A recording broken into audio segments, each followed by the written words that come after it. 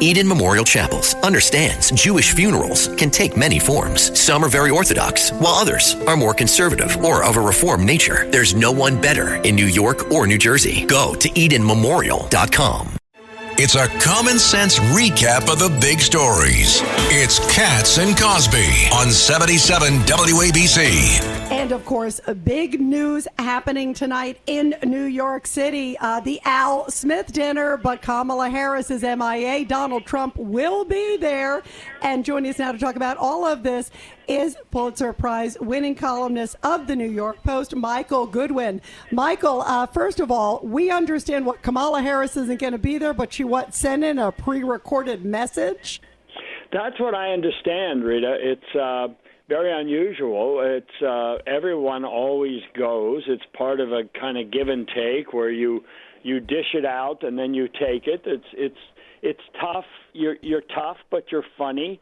But if she's not in the room, I don't see how that works. I mean, is she going to get a free shot at Donald Trump and then not be there to take the blowback? I mean, it's always been part of as you well know, the camera work is to catch people laughing as they're being mocked by their opponent. I mean, it's that kind of night. It's kind of a roast of both candidates in which they participate. So I'm not really sure what she's doing. The Cardinal said that she was sending something, which led me to believe it's already been recorded. So how do you take that, Michael? Do you take that what she's afraid to be in front of Catholics, or do you take that she's afraid to be extemporaneous? How do you take that? It is a strange thing. I don't know if she's afraid of Catholics, if she's just unsure of herself on her feet. We know that she likes everything scripted, and perhaps she can't sit there and be made fun of or be in the same room with Trump and have him talking about her, or I don't know. It's a very strange decision. People point out that she's the first candidate, except for 2020 when it was because of COVID, but that only Walter Mondale has failed to go in the last 40 years. I might remind her that he lost 49 states. Yeah, I was going to say, how did that work out for him? Exactly. Exactly. By the way, let's switch gears. We were talking about Al Smith. Ed Cox is also joining us, but also let's get to the, I call it the debate, but it was the interview.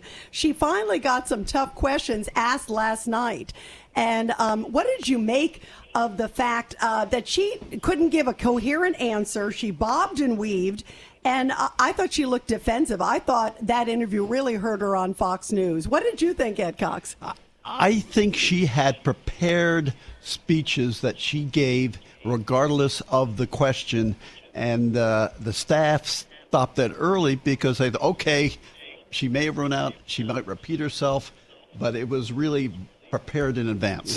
That's a great point because, Michael, at the end, in fact, Brett Baer was saying last night that there were like 4 or 5 people from the staff saying, okay, enough. And they also had the interview late, so he couldn't turn it. Like they were trying to almost, he used the phrase sort of ice him out. Your reaction, Michael?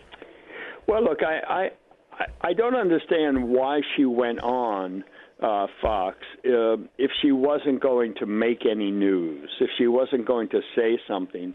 I mean, let's just look at the big picture. She's addressing an audience that's primarily against her.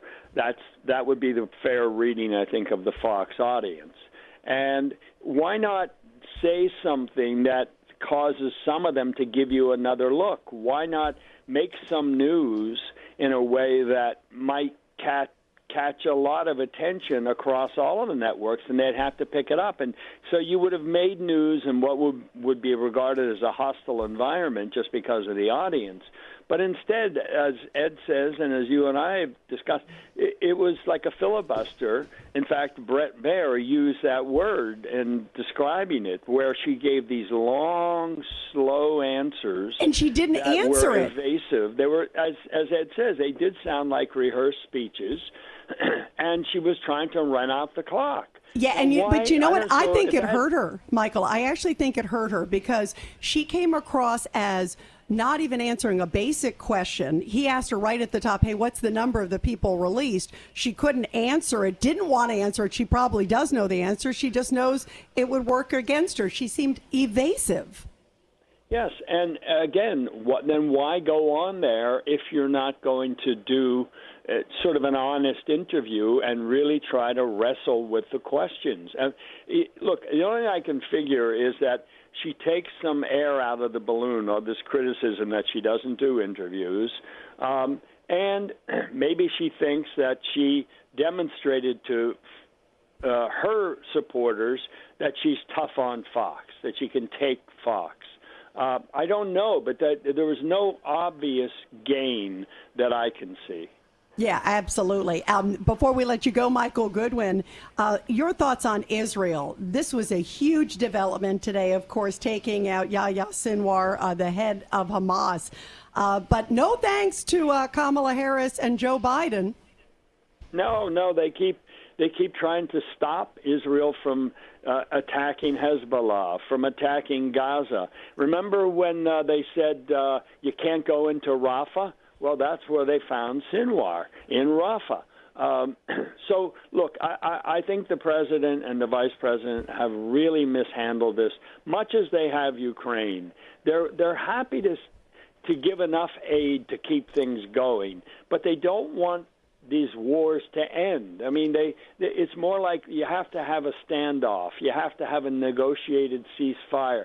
That's all well and good, but not until the objective is achieved. Now, these are our enemies as well as Israel's.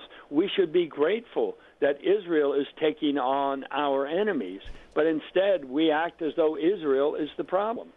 Yeah, absolutely. Great points. Michael Goodwin, thank you so much for joining us on so many important topics. We love having you. My pleasure. Thank you, Rita. Thank you, Ed.